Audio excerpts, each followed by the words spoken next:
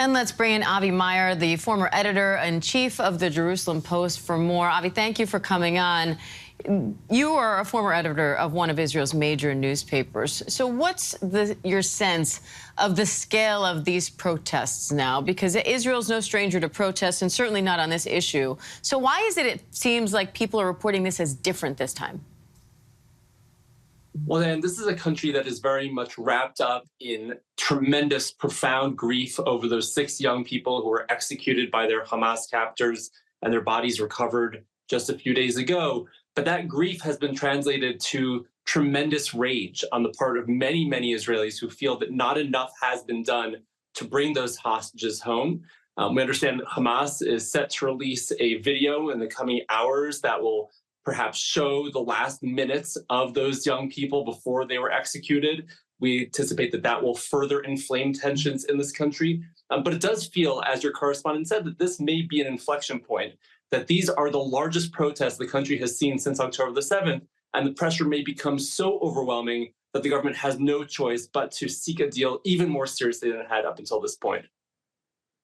President Biden today say outright that he doesn't think Israeli Prime Minister Benjamin Netanyahu is doing enough to secure the release of the remaining hostages. How significant is that, and how much do you think that adds to that pressure?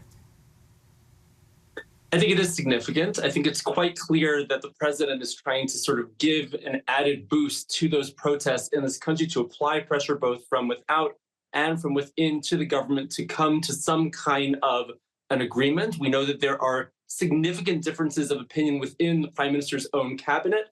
The defense minister, Yoav Gallant, is said to be one of those who's advocating for some kind of a deal, whereas the prime minister and some of his right-wing allies are saying a deal is too dangerous at this point, that we need to be seeking as many further advantages on the military front as we possibly can before we reach a deal. And when we do, that we need to ensure that certain safeguards are put into place to prevent Hamas from rearming. The military has said that they can handle a deal as is currently on the table. It doesn't actually need all of those safeguards, but there are clearly 2 very different camps, not only within Israeli society, but within the government itself. And we don't know exactly what's going to happen in the weeks ahead.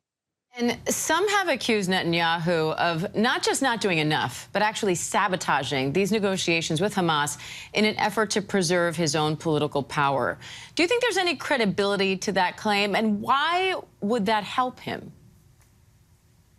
I'm familiar with that argument. I don't quite buy it. I don't think that the prime minister is actively trying to undermine any kind of a deal. I think he very much wants those hostages to be brought home, but he's also quite concerned about his own political survival. And he understands that the right-wing ministers in his government have threatened to bolt the coalition, bring it down, if he does pursue an agreement that does not align with what they understand to be Israel's immediate security needs. And that has been, I think, a balance that he's been trying to strike throughout this journey. And the question is whether these protests are going to push him far enough in a certain direction that would enable him to pursue this deal, perhaps at the risk of having those coalition members bolt. Others have said that they're going to come in from the left wing to sort of boost his government and ensure that it doesn't fall, to give him that safety net that he's so concerned about. But he, of course, doesn't trust the left wing. He is most comfortable with these right-wing partners. And so it remains to be seen what he'll decide. All right, former editor-in-chief of the Jerusalem Post, Avi Meyer, thank you so much for coming on. Thank you.